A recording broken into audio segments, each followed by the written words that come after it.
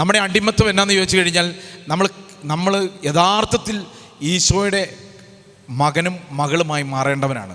നീണ്ട 40-50 വർഷക്കാലം ഞങ്ങളുടെ ആ പ്രദേശത്ത് നിരീശ്വരവാദ പ്രസ്ഥാനത്തിൻ്റെ നേതൃത്വത്തിൽ എൻ്റെ ചാച്ചനുണ്ട്.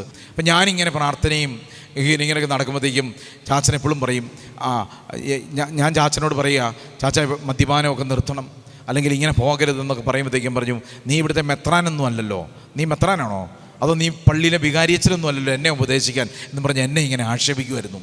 അതുപോലെ തന്നെ ഞാൻ എൻ്റെ കൂട്ടുകാരൊക്കെ എടുത്ത് ചെന്ന് മദ്യം കഴിക്കാൻ നിർത്തണം എന്നൊക്കെ പറഞ്ഞ് പ്രവർത്തിക്കാൻ തുടങ്ങുമ്പോഴത്തേക്കും അവരെന്നോട് പറയും, നീ ആദ്യമേ പോയി നിൻ്റെ അപ്പനെ മാനസാന്തരപ്പെടുത്തിയിട്ട് വന്നിട്ട് എൻ്റെ അടുത്തിടുക. എൻ്റെ ശത്രു ആരാന്ന് ചോദിച്ചു കഴിഞ്ഞാൽ എനിക്കൊരിക്കലും ക്ഷമിക്കാൻ പറ്റത്തില്ലാത്ത, അല്ലെങ്കിൽ എനിക്ക് ഏറ്റവും കൂടുതൽ വെറുപ്പ് എൻ്റെ ഹൃദയത്തിലുണ്ടായിരുന്നത് എൻ്റെ അപ്പനോടാണ്.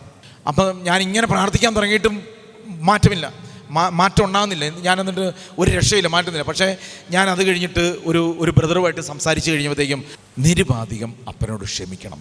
എന്നിട്ട് എന്നോട് ബ്രദർ ഈ വചനം പറഞ്ഞു, 2 വചനം പറയുക.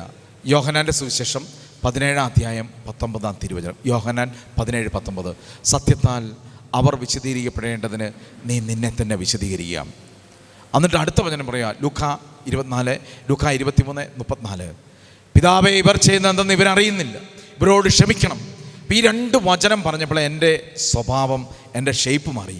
കാരണം എന്താണെന്നറിയോ, എൻ്റെ നേരെയാണ് വിരൽ ചൂണ്ടുന്നത്. പക്ഷേ ഞാൻ ഇങ്ങനെ തീരുമാനമെടുത്തതിന് ശേഷമുണ്ടല്ലോ, ഒരക്ഷരം എൻ്റെ ചാച്ചനോട് മിണ്ടിയിട്ടില്ല.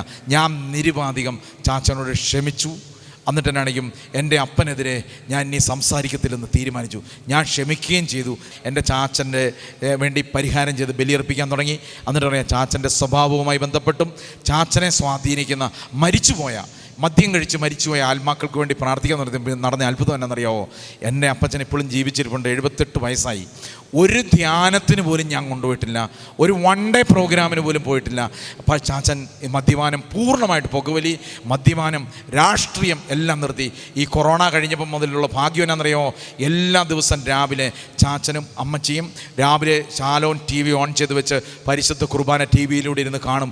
അച്ഛൻ കൈവെക്കുമ്പം ചാച്ചനും കൈവെക്കി പിടിക്കും. സർവ്വസ്നായ പിതാവേ ചെല്ലുമ്പോഴും ആശീർവാദം കൊടുക്കുമ്പോൾ ചാച്ചനും ആശീർവാദം കൊടുത്ത് അവർ 2 പേരും ഇങ്ങനെ വളരെ ആത്മാർത്ഥതയോടെ ഈ കുർബാനയിൽ ഇങ്ങനെ പങ്കെടുക്കുന്നത് കാണുമ്പോൾ എനിക്കും വലിയ സന്തോഷമാണ്. അതുകൊണ്ട് പ്രിയപ്പെട്ടവരെ, ഇതാണ് ദൈവത്തിൻ്റെ വലിയ സഹനങ്ങൾ നമ്മൾ ഏറ്റുവാങ്ങി നിരുപാധികം ക്ഷമിക്കുകയും നിരുപാധികം സഹിക്കുകയും ചെയ്ത് നമ്മളെല്ലാ കാര്യത്തിനും ഒച്ച വെച്ചോ സംസാരിച്ചോ ഒന്നും ഈ ഭൂമിയിൽ ഒന്നും നേടാനില്ല. നമ്മൾ നിശബ്ദതയിലേക്ക് വേണം.